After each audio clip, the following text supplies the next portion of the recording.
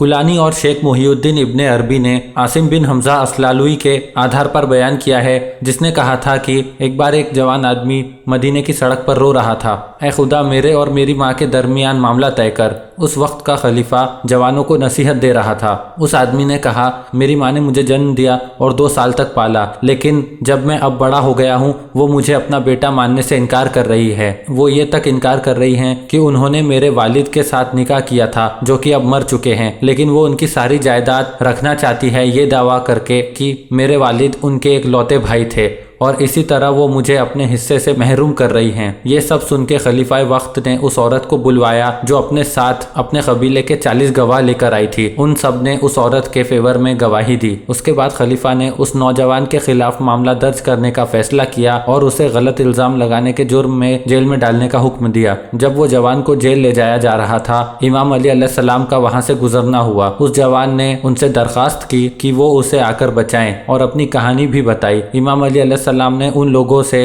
جو اسے جیل لے جا رہے تھے کہا کہ اسے خلیفہ کے پاس واپس لے جاؤ، اور وہ لوگ اسے خلیفہ کے پاس واپس لے گئے۔ خلیفہ نے ان سے پوچھا کہ اسے واپس کیوں لائے ہو؟ انہوں نے بتایا کہ امام علی علیہ السلام کے کہنے پر ہم اسے واپس لائے ہیں۔ امام علی علیہ السلام وہاں پر آئے اور خلیفہ سے پوچھا، اگر تم چاہو تو میں اس معاملے کو طے کروں۔ اس پر خلیفہ نے جواب دیا، اس سے بہتر اور کیا ہوگا؟ میں نے نبی محمد صلی اللہ علیہ وآلہ وسلم سے سنا ہے کہ آپ کا علم ہم سب میں سب سے افضل ہے۔ امام علی علیہ السلام نے اس عورت اور ان سارے گواہوں کو پھر سے بلایا۔ انہوں نے وہی دہرایا جو انہوں نے خلیفہ کے سامنے دہرایا تھا۔ امام علی علیہ السلام نے پھر اس عورت سے اور ان سب سے پوچھا، اگر اس کی شادی کسی اور سے ہو جاتی ہے تو کیا تم سب راضی ہو؟ اس پر سب نے کہا، ہاں ہم راضی ہوں گے۔ اس کے بعد امام علی علیہ السلام نے خنبر سے کہا کہ جا کر 400 درہم لے کر آؤ، اور اس عورت سے کہا، میں تمہاری شادی اس جوان کے ساتھ طے کرتا ہوں۔ جب درہم آئے انہوں نے اس جوان کو دے دیے اور حکم دیا کہ اس عورت کے ساتھ چلے جاؤ اور اسے یہ درہم دے دو۔ جب وہ جوان جانے لگا